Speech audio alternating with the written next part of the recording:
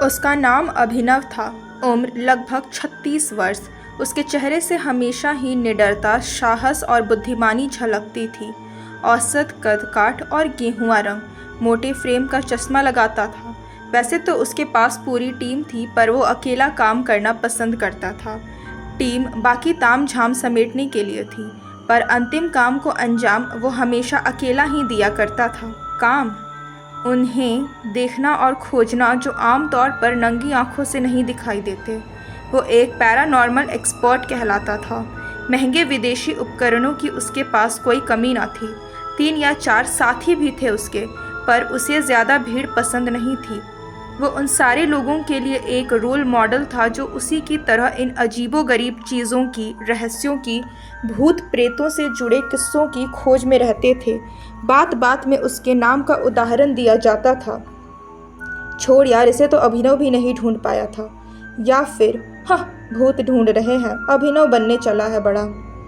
खैर, एक रात एक जंगल में वो अपनी ही वैन में मृत पाया गया। वो अपनी ऐसी ही किसी खोज के बीच में था जब वो अनहोनी घट गई थी। एक बार फिर वो किसी काम को अकेले ही अंजाम दे रहा था। इस घटना से ज़बरदस्त सनसनी फैल गई थी। आखिर अभिनव की मौत कैसे हुई? क्या किसी ने उसकी हत्या की? किसी रूहानी शक्ति ने? अभिनव की मौत का रहस्य आज तक बरकरार है, लेकिन ये एक सबक था उन युवाओं के लिए जो कि बिना कुछ सोचे समझे सिर्फ सुर्खियां बटोरने के लिए ऐसी चीज़ों के पीछे भागा करते थे। कुछ दिन तो भारी उथल पुथल का माहौल रहा, फिर धीरे धीरे सब शांत पड़ने लगा। अभिनव के पिता प्रोफेसर राघवेंद्र जोशी वैसे तो एक मनोचिकित्सक थे और मनोविज्ञान पर ही आगे रिसर्च भी कर रहे थे, पर बेटे की इतनी रहस्यमयी मृत्यु के बाद वो भी अब इन भूतिया चीज़ों को खंगालने लगे थे, जिन पर उन्होंने खुद कभी विश्वास नहीं किया था, और अक्सर अपने बेटे को भी यही कहते थे कि वो बेकार ही समय बर्बाद करता फिरता है।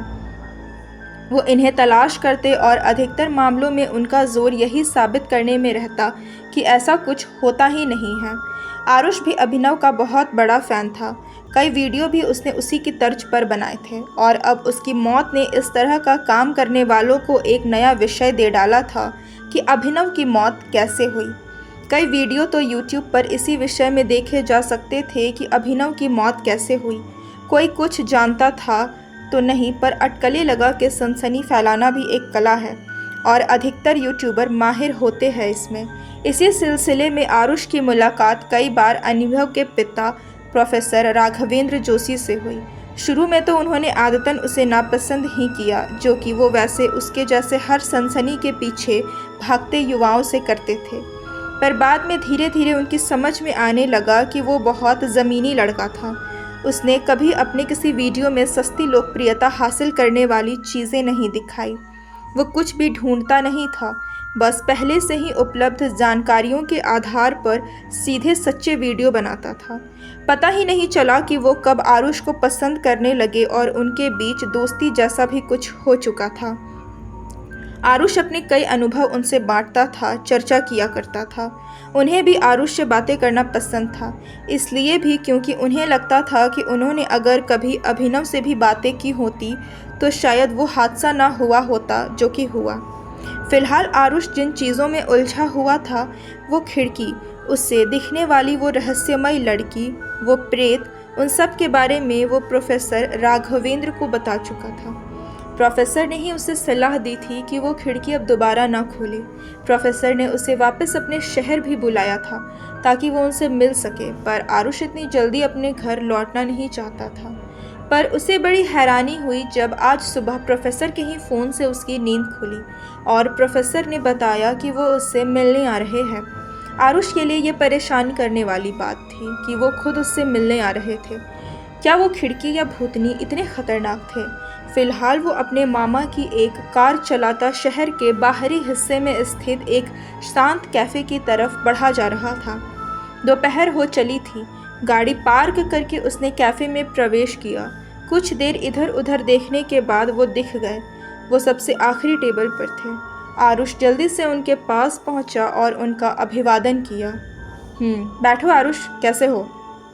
प्रोफेसर ने बिना अपने लैपटॉप से नज़रें हटाए कहा, जो उनके सामने खुला पड़ा था। ठीक हूँ सर, बस आपको यहाँ एक्सपेक्ट नहीं किया था, वो धीरे से बोला। प्रोफेसर मुस्कुराए और उन्होंने लैपटॉप बंद कर दिया। परसों से मैं एक लंबे टूर पर हूँ, उससे पहले तुमसे मिलना ज़रूरी था, सो चला आया। तो अब बताओ क्या है सारा मामला? वो आरुष को गौर से देखते हुए बोले। सर, जिस शाम मैं यहाँ आया उसी दिन, आरुष ने बताना शुरू किया कि किस तरह पहले ही दिन उसे वो फसादी खिड़की एक लकड़ी वाली अलमारी के पीछे छिपी हुई मिली। उसे खोलने पर दूसरी तरफ का मौसम और इधर का मौसम अलग होता। उसने एक घर भी देखा और उस घर की एक खिड़की जो कि आरुष की खिड़की के ठीक सामने और बहुत ही नज़दीक थी, उसमें रहने वाली वो रहस्यमयी लड़की जो ओल्ड फैशन थी और मोबाइल तक के बारे में नहीं जानती थी। और ये बताते बताते तो आरुष हकलाने लगा कि जब घर से बाहर निकलकर वो अपने कमरे की उस खिड़की के सामने पहुंचा तो असल में वहाँ कोई घर था ही नहीं, बस खाली ज़मीन थी। सारी बात सुनते सुनते प्रोफेसर के चेहरे पर अब बहुत गंभीर भाव आ चुके थे जो आरुष को कुछ ठीक नहीं लग रहे थे। मतलब आम तौर पर तो वो उसके भूतिया किस्सों का मजाक बनाते थे और हंस दिया करते थे, पर इस वक्त उनका गंभीरता से कुछ सोचना आरुष को परेशान कर रहा था। सर, क्या है वो? क्या हो सकता है? आरुष धीरे से बोला। जवाब में प्रोफेसर ने एक बार फिर लैपटॉप खोला, उस पर कुछ खटर पटर की और फिर उसे घुमाकर उसकी स्क्रीन आरुष के सामने कर दी। आरुष ने देखा कि स्क्रीन पर कोई 17-18 साल के विदेशी लड़के की फ़ोटो थी। 2 तस्वीरें थी, एक पेंसिल स्केच और एक कंप्यूटराइज्ड फ़ोटो। इसका नाम निक है। 1976 में नीदरलैंड में ये अपने माता पिता के साथ रहा करता था। बचपन में ही घर में आग लगने से इसके पिता की मौत हो गई थी और इसकी माँ ने दूसरी शादी कर ली थी और इससे अलग रहती थी। खैर, बड़े होकर यही कोई 14 सालों बाद ये फिर से अपने उसी घर में वापस आया और उसकी मरम्मत करा के वहाँ दोबारा रहने लगा। वहाँ रहते रहते ही एक दिन उसने देखा कि वहाँ की लैंडलाइन अब तक काम कर रही थी। उसने टेलीफोन विभाग को इसकी जानकारी दी और उसे इस्तेमाल करने लगा। पर एक समस्या थी। समस्या? आरुष ने पूछा। हाँ, वो फ़ोन लाइन कभी कभी बल्कि अक्सर ही ख़राब रहती और कई बार उस पर एक बच्चे का फ़ोन आता था। वो बार बार कहता कि मैं घर में बंद हूँ, डैडी कहाँ हैं, डैडी को बोलो मुझे लेने आए। निक बार बार रॉन्ग नंबर बोलकर और साथ ही दोबारा फ़ोन न करने का आग्रह कर फ़ोन रख देता। निक ने पूछा कि वो कौन सा नंबर डायल कर रहा है, लेकिन बच्चा बहुत छोटा था। वो पूछता था कि डायल क्या होता है। वो बस एक रेड बटन प्रेस कर रहा है। ये फ़ोन तब भी आते थे जब निक की लाइन बिगड़ी हुई होती थी। इससे परेशान होकर निक ने विभाग को इसकी शिकायत कर दी, पर उस बच्चे की जा रही उस फ़ोन कॉल का कोई रिकॉर्ड नहीं मिला। टेलीफोन विभाग ने निक को सूचित किया कि जिस समय में वो उस बच्चे के फ़ोन आने की बात बता रहा है, उस दौरान तो उस नंबर पर कोई कॉल आई ही नहीं थी। प्रोफेसर ने कहा, पर वो क्या नाम है, निक? हाँ, निक उन फ़ोन कॉल्स को अटेंड कर तो रहा था, उस बच्चे से बात भी तो की थी उसने। फिर? आरुष ने हैरानी से कहा। हाँ आरुष, पर वो हो के भी नहीं था, या कह लो कि नहीं होकर भी थी। मतलब? सुनो, जब वो फ़ोन कॉल आने बंद नहीं हुए तो निक ने तय किया कि वो खुद उस बच्चे से बात करेगा और उससे उसके घर का पता जानेगा और खुद ही उसके घर जाकर उसके पेरेंट्स को समझा कर आएगा कि बच्चे को ऐसा करने से रोके, वो उसे डिस्टर्ब कर रहा है। इस तरह एक दिन फिर जब उस बच्चे का फ़ोन आया और उसने पूछा कि वो अपने कमरे में बंद है, उसके डैडी कहाँ है, तो निक ने उससे उसके घर का पता पूछा और कहा कि वो उसे पता बताए तो वो उसके डैडी को इन्फॉर्म कर देगा। पर जवाब सुनकर निक हैरान रह गया, क्योंकि उस बच्चे ने निक को उसी का घर का पता दिया, वही घर जहां इस वक्त भी निक रह रहा था और फ़ोन पकड़े उसकी बातें सुन रहा था। प्रोफेसर ने कहा, क्या उस बच्चे से कोई गलती हुई होगी घर का पता बताने में? आखिर था तो वो बच्चा ही। आरुष ने पूछा। नहीं आरुष, वो बच्चा बिल्कुल सही कह रहा था। निक बहुत परेशान हुआ और उसने ये सारी बातें अपनी गर्लफ्रेंड ईवा को बताई। ये भी कि निक खुद बचपन में घंटों अपने कमरे में कैद अपने पिता का इंतज़ार किया करता था, जो शहर से दूर एक फैक्ट्री में काम करते थे। उसकी माँ घर में नशे में धुत पड़ी रहती थी। निक का ख्याल रखना उसके बस का नहीं था, इसीलिए इस झमेले से बचने के लिए वो उसे घर में बंद कर देती थी, अक्सर दोपहर में जब वो स्कूल से लौट कर आता था तब। और निक अक्सर अपनी माँ से छिपकर अपने पिता को फ़ोन किया करता था कि वो घर में बंद है। हालांकि उसे नंबर डायल करना नहीं आता था।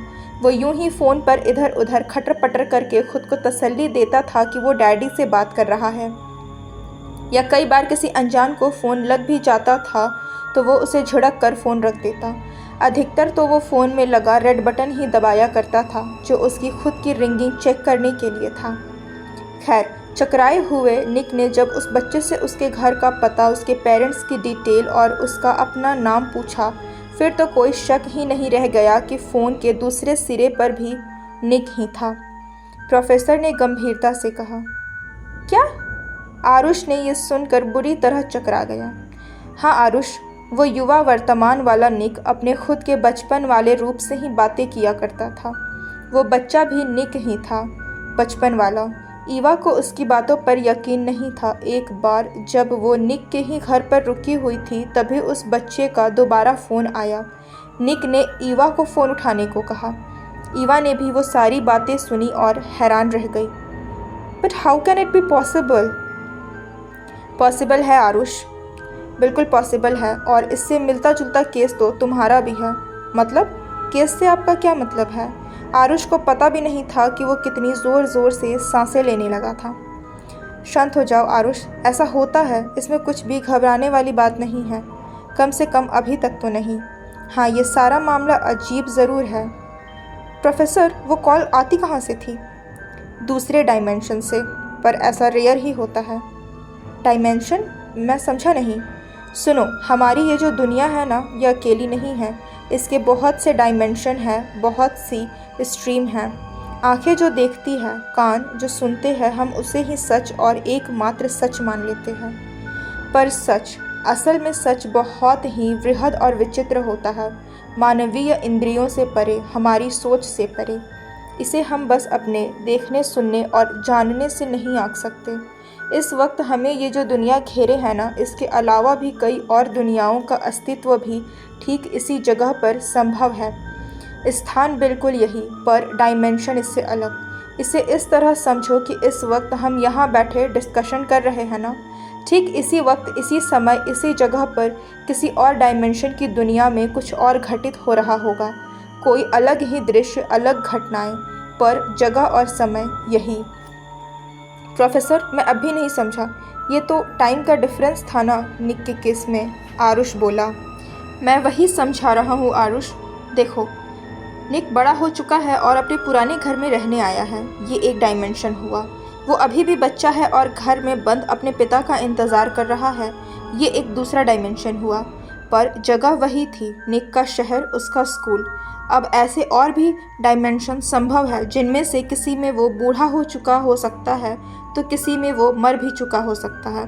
ऐसे बहुत से डायमेंशन संभव है। आरुष खामोशी से सोचता रहा।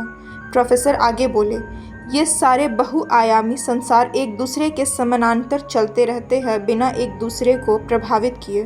पर कभी कभी कुछ घटनाएं ऐसी हो जाती है कि इनके होने का एहसास होता है, या कभी कभी दो डायमेंशंस में एक कनेक्शन सा बन जाता है, वो जुड़ जाते हैं, कभी एक फ़ोन लाइन के ज़रिए तो कभी एक खिड़की के ज़रिए। वो आरुष को गौर से देखते हुए बोले। आरुष, जो बहुत देर से मेज़ पर झुका हुआ था, उसने अचानक चौंक कर सर उठाया। खिड़की? हाँ आरुष, वो खिड़की, वो एक द्वार है, दूसरे आयाम का द्वार। उसके पार जो तुम दुनिया देख रहे हो, वो कोई और ही डायमेंशन है। जाहिर सी बात है, वो शहर तो यही है, पर किसी और ही समय का है। ये देखो, वो वीडियो जो तुमने मुझे भेजा था। प्रोफेसर ने अपने लैपटॉप पर वो वीडियो चलाया जो आरुष ने बनाया था जब मामा मामी बाहर गए हुए थे और वो घर पर अकेला था, जब किचन की खिड़की में धूप और निक के कमरे की उस रहस्यमयी खिड़की में बारिश हो रही थी। उसने वो वीडियो उसी समय प्रोफेसर को भेज दिया था। देखो, जब तुम उससे बातें कर रहे थे और उसके घर पर बत्ती गुल थी, फिर अचानक बत्ती आई और रोशनी हो गई। और हाँ, यहाँ ये देखो, इस लड़की के पीछे दीवार पर जो कैलेंडर लगा है, देखो इसे। प्रोफेसर ने वीडियो पॉज किया और एक जगह उंगली रखी। आरुष ने उसे देखा और सकते में आ गया। वो कैलेंडर जुलाई सन 1960 का था। मतलब वो लड़की, हाँ, वो हमारे डायमेंशन की नहीं है आरुष। वो ज़रूर इसी शहर की है, पर इसी और ही समय की। अब इस कैलेंडर के थ्रू हमें पता है कि 1960 में उसका घर भी रहा होगा और तुम्हारे मामा के घर के बगल में ही रहा होगा। वो खिड़की एक डायमेंशन का द्वार बनकर तुम्हें उस लड़की को, या यूं कहना सही होगा उसकी पूरी दुनिया को ही दिखा रही है। कितने देर तक आरुष खामोश बैठा रहा। हाँ, कुछ अजीब सा महसूस होता तो था उस खिड़की को खोलने पर, शायद इसीलिए कि वो दुनिया, वो माहौल बिल्कुल अलग है जहाँ की वो खिड़की खुलती है। और उसे याद आया उस लड़की का पुरानी फिल्मी हीरोइनों वाला हुलिया, बातचीत का लहजा, और वो मोबाइल फ़ोन भी तो नहीं जानती थी। पर प्रोफेसर ऐसा कैसे हो सकता है? ये आयाम का द्वार कैसे बन जाता है? आरुष ने पूछा। इसका कोई भी सेटिस्फाइड रीज़न अब तक मिला नहीं है। वैसे ज़्यादातर तो भौगोलिक परिवर्तन, खगोलीय गतिविधियां जैसे ग्रहों की स्थितियों में परिवर्तन या फिर उल्का पिंडों की हलचल इसके लिए जिम्मेदार माने गए हैं। पर ठीक ये क्या है ये कोई नहीं जानता। जब पहली बार तुमने मुझे उस खिड़की के बारे में बताया था, मैं तभी समझ गया था कि वो क्या हो सकती है। मैंने इस जगह की थोड़ी ही पूछताछ की तो मुझे एक अजीब सी बात पता चली। प्रोफेसर ने दिलचस्पी से कहा। कैसी बात? वो जो अभी तुम्हारे मामा का घर है ना, उसकी बगल वाली ज़मीन पर एक बार लगातार 6 बार बिजलियाँ गिरी थी, वो भी आधे घंटे के अंदर। जबकि बिजली कभी भी एक ही जगह पर 2 बार नहीं गिरती या बहुत ही कम गिरती है। शायद वहाँ कुछ था इसलिए ऐसा हुआ, या फिर बिजली गिरी और वो जगह विचित्र हो गई और वो द्वार खुला। कुल मिलाकर परिस्थितियाँ ऐसी बनती गई। आरुष सर झुकाए खामोशी से सोचता रहा और प्रोफेसर की अनुभवी नज़रें उसे तौलती रही। वो धीरे से खांसे और आरुष अपने विचारों से बाहर आया। सारी, वो उनकी तरफ धीरे से देखकर बुदबुदाया, फिर परे देखने लगा। अब आरुष, पता है मेरी उम्र कितनी है? वो बोले। क्या? आरुष इस अप्रत्याशित सवाल से थोड़ा चकरा गया, फिर धीरे से ना में सिर हिला दिया। खैर, बस इतना कहूँगा कि मैं भी कभी तुम्हारी उम्र का था और अभी जो तुम्हारी हालत है मैं समझ सकता हूँ। नो सर, वो मैं तो बस। वो ज़बरन अपनी शर्ट का बटन चेक करने लगा। वो खूबसूरत है वो लड़की, प्रोफेसर स्थिर स्वर में बोले। आरुष ने नज़रें चुराते हुए धीरे से हाँ में सिर हिला दिया। देखो आरुष, अपनी दुनिया में वो भी उतनी ही वास्तविक और जेन्युइन है जितना कि तुम यहाँ अपनी दुनिया में हो। वो कोई भूत प्रेत तो है नहीं, पर दिक्कत ये है कि तुम दोनों की दुनिया ही एक दूसरे से बहुत अलग और बहुत दूर दूर है, और ऐसे में उसकी दुनिया में तुम्हारा हद से ज़्यादा दखल देना खतरनाक हो सकता है, बहुत ही ज़्यादा खतरनाक। उनकी आवाज़ अचानक ही गंभीर हो गई। खतरनाक? वो क्यों? आरुष ने पूछा। उन्होंने धीरे से लैपटॉप की ओर इशारा करते हुए कहा। जानना चाहोगे निक का आगे क्या हुआ? क्या हुआ? वो गायब हो गया। कहाँ गया ये कोई नहीं जानता, बस गायब हो गया। गायब? पर हुआ क्या? उसकी गर्लफ्रेंड ईवा ने पुलिस को बताया। हालांकि पुलिस ने कभी उसकी बात का भरोसा नहीं किया कि निक हमेशा चीज़ों को सही करने की बात किया करता था। वो कहता था कि अब उसके पास मौका भी है। मौके से उसका मतलब वो फ़ोन लाइन थी जिस पर वो अपने बचपन वाले रूप से बातें किया करता था। मैं समझा नहीं, आरुष बोला। निक अपने पिता के बहुत करीब था और वही उसका ख्याल भी रखते थे, जबकि उसकी माँ तो अक्सर नशे में रहती थी और उसे अपने परिवार से कोई लेना देना भी नहीं था। निक को वो दिन याद था जब उसके बचपन में उसके घर में आग लग गई थी और उसमें झुलसकर उसके पिता की मौत हो गई थी। अब निक के पास मौका था, वो उस घटना को बदल सकता था। क्या? वो पास्ट को कैसे बदल सकता था? आरुष ने पूछा। हाँ, बेशक वो उसका पास्ट था, पर उस बच्चे का तो फ्यूचर था ना, जिसमें वो फ़ोन पर बातें किया करता था, यानी कि वो खुद। उस डायमेंशन में अब तक वो दुर्घटना नहीं घटी थी और निक ने वो किया जो बिल्कुल भी समझदारी भरा नहीं था, ऐसी चीज़ों से छेड़छाड़ जिसे वो ठीक से जानता भी नहीं था। वो अब अक्सर उस बच्चे के, यानी कि अपने ही बचपन के रूप के फ़ोन कॉल का इंतज़ार किया करता था। उसने उससे दोस्ती की, उसका विश्वास हासिल किया। क्योंकि निक भविष्य से था इसलिए वो बहुत सी ऐसी बातें जानता था जो वो बच्चा, यानी खुद निक भी नहीं जानता था। वो उसके लिए छोटी मोटी भविष्यवाणियाँ करता और उस बच्चे को यकीन हो गया कि निक में जादुई शक्तियाँ थीं। एक दिन स्कूल में स्पोर्ट्स एक्टिविटी के दौरान निक का अंगूठा टूट गया था। युवा निक को वो घटना और तारीख याद थी। उसने फ़ोन पर बच्चे निक से कहा कि कुछ भी करके उसे फलां दें, यानी कि उसे स्पोर्ट्स डे वाले दिन स्कूल जाने से बचना है।